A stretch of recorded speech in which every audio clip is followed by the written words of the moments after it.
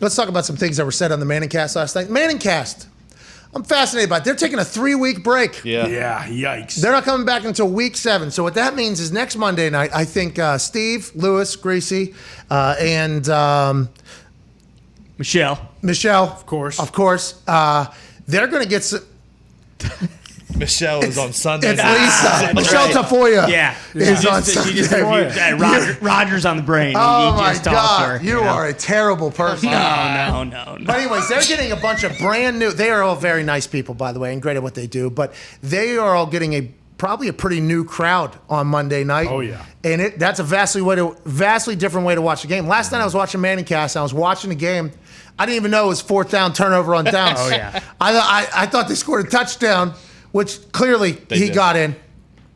And they blew it dead, I guess, early, and I didn't hear the whistle because I was listening to a great conversation that was happening. But then I saw that the ball was batted out of the hands, and then they showed the replay. There's still another conversation happening, so I'm just looking over there, and I'm like, that's not a fumble. Like, what are we even doing? Like, maybe they blew him dead, so he should be on the 1-inch line. And then I got, like, I don't know, 50 people that tweeted me immediately upon me putting out, it wasn't a fumble. It was a turnover on downs, you fucking idiot. I'm like, okay. I didn't know. I didn't know. I'm so sorry. Hands up. That's on me. I did not know it was 4th down there. And there's a couple of those moments throughout the game for sure. But the little nuggets that we learn about things and says and who's doing what and how they're acting and just the Manning privy conversations. He said he was talking to Big Mike literally the day before the game. On Sunday, he was talking to Big Mike about some decisions that are being made and things like that. The access that Peyton Manning and Eli Manning are going to get to the coaches, to the players, to the training staff, to whoever, I assume is going to be better than what Levy, Riddick, Greasy, and Lisa Salters, of course. I wanted you to potentially, make up for what you did there. No, I know. I thought we already put that to rest. We all know it's Lisa. Yeah, okay, perfect. So I just want to let whenever you're listening to Levy, Greasy, Riddick, and there's no way they're able to get the information or ask the questions that Peyton Manning's asking. And also, everybody that comes on there, LeBron came on last night. I think LeBron was a little starstruck by Peyton Manning, okay? And I'm not saying starstruck, but I'm just saying I feel like LeBron views Peyton as a peer, and Peyton's older than him, so he probably looks up to him a little bit in that whole thing. Watching LeBron talk to Peyton last night, and Eli, obviously, who is increasing everything every single week, he's doing his thing. LeBron was talking like a pretty regular human almost. It was like he was so excited to talk football. Now, he obviously called a couple plays, and he said he was going to run the ball here. Peyton saying, no, throw the ball, but that's what Peyton that's what Peyton does. Peyton did throw the ball. That's why whenever he's saying, with these 2 high safeties, you just got to keep running it or whatever. I'm like, did nobody ever run 2 high safety against, did nobody ever run it against Peyton? Because it felt like we were able to throw the ball every single game. And much longer before I got there, they were able to throw the ball every single game. But whenever LeBron comes on there and just starts chit-chatting, it is distracting to the game. Oh, yeah. Yeah.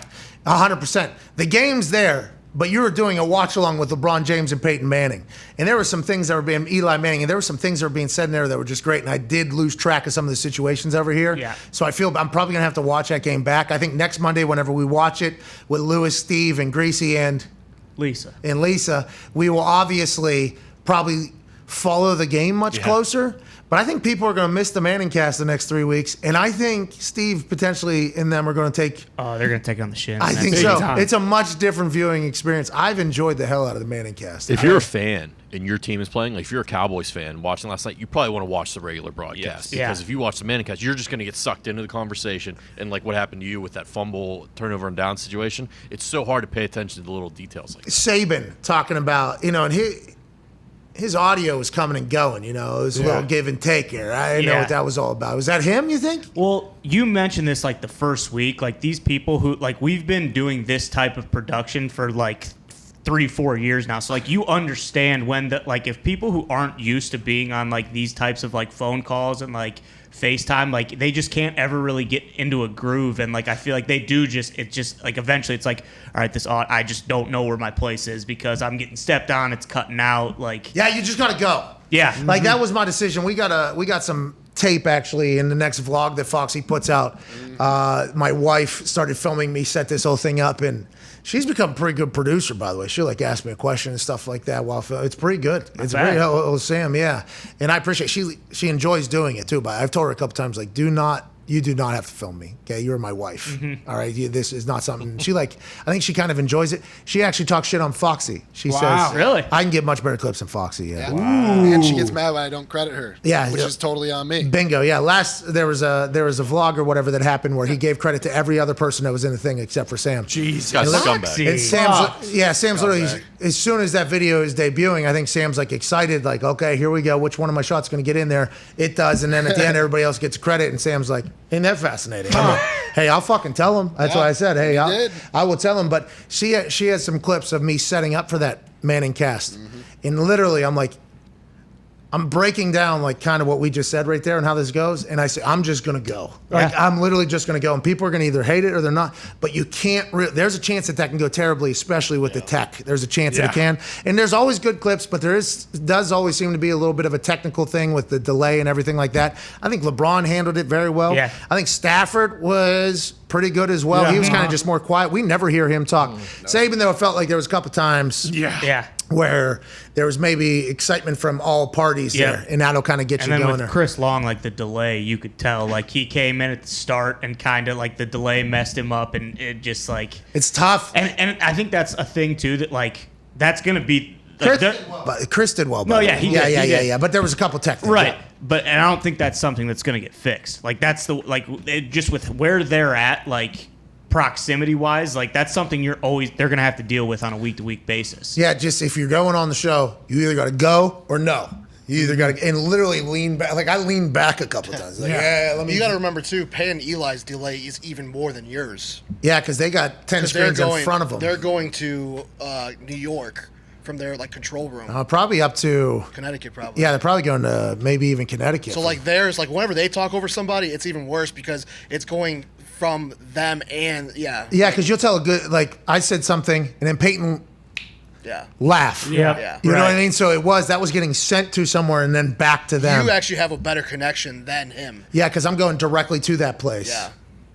They're RTM beat in, so it's like a lot harder for them to understand, and it's like in their ears too. So this is super tech talk, but the reason why we know about this is because when I did Thursday Night Football, because Matt Hasselbeck asked me to come join him and Adam Amin, I was very lucky to do it and excited to do it on ESPN. The games, they were what they were, but I got a chance to do this whole thing. It was a remote broadcast, a REMI operation. I guess it saves money or whatever.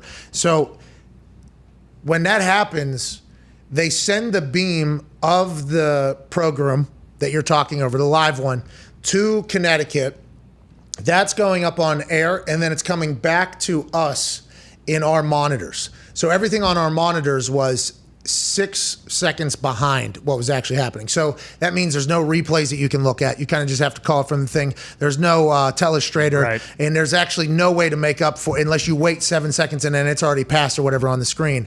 That is the tech that happens whenever a signal has to get sent to somewhere and then sent to somewhere else. Although you can move at the speed of light or whatever the hell it is, that is still a speed and a travel a destination that has to happen. And even if it's just a couple seconds or whatever it is, that can change vastly in the middle of a conversation that is happening. So you're right. The internet, we're lucky that we've had to deal with this kind of for a long time. And now in the new Zoom world and the FaceTime world, which has made everything and everybody a lot more accessible, there are some things that people are going to have to work through. I assume a generation of people will be able to get through it, and there'll be some classes probably taught at journalism school and everything like that of this whole thing. And it is a different game, though. Also, very cool what Peyton said about you. Yeah, very nice of him. That was very cool. Yeah, that was that was his friends and his family that were saying that. That wasn't him. He read. He didn't have to read it, though. Yeah, he didn't. He didn't have to. And by the way, Archie made an appearance. Oh, yeah. Hey, Archie's the fucking man, dude. I would assume that was potentially from Archie, by the way. The Archie and I have had great times together. Ooh. Yeah, Archie's a great man. I think Archie has enjoyed, the thing that is me. Your experience. Literally, the experience since the first day. He's always been very, very nice to me. He's always been a good guy. Him and Tim, my dad, obviously was a big fan. Whenever he met Tim and Sally, he was obviously so gracious at this time. I think he booked PFT next week. I think that they're not on next week though. No. Oh yeah. Yeah. I think Archie tried to book PFT on there. Third quarter, he said. Yeah, third quarter next week. But I think at that point, none of us knew it wasn't for 3 more weeks. So I think PFT is going to get on there. PFT will get it. Yeah. By the way, he'll completely crush it on there, which will be good. So Archie on there, though, was fucking fantastic. Yeah. He needs more airtime, by the way. Archie needs more airtime. Absolutely. And like we said to start this thing off, good luck to Levy, Greasy, and Riddick and Lisa next week because they will get slaughtered. There's right? like a cult following happening. Now, I understand that the number, we got to get to a break here, and then we'll answer some phone calls on the 5-Hour Energy phone line, 1-833-4-McAfee. The cult-like following for the Manning-Cast is already starting to kind of happen here. Oh, yeah. What everybody's looking for in this world, I feel like the Manning-Cast was able to create over just a few weeks. Now, first week, everybody was kind of against it publicly. It felt like on Twitter from the big media names and everything like that. Then they were all told it was okay to watch and it was cool to watch, and then they all kind of bought in. And then you saw the ratings go. And then last night, it was getting even more critically acclaimed and heralded on the internet because a lot more people are getting introduced to it, I think. Maybe people that thought they were going to be a little turned off by it early, or they didn't want to, whatever, this is how you watch football, and they're kind of getting into the game. I think there's a chance that old Levy and them are going to get some things said about him. And it's not fair because it's two very different shows. Sure.